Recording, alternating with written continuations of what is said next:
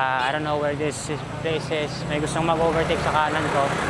At kukunin niya talaga yan. Ito talaga yung famous na daan na again, sobrang sikip, laging congested dahil nga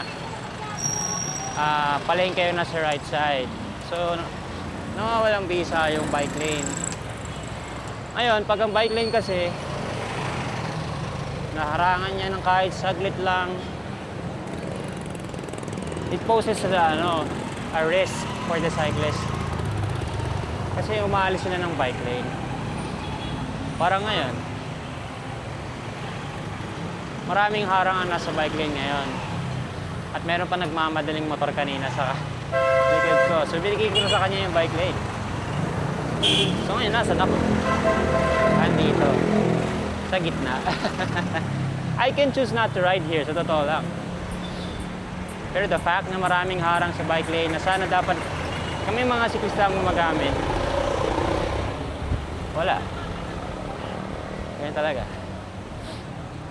Dapat daw maging thankful na lang kami kasi may bike lane. You're funny!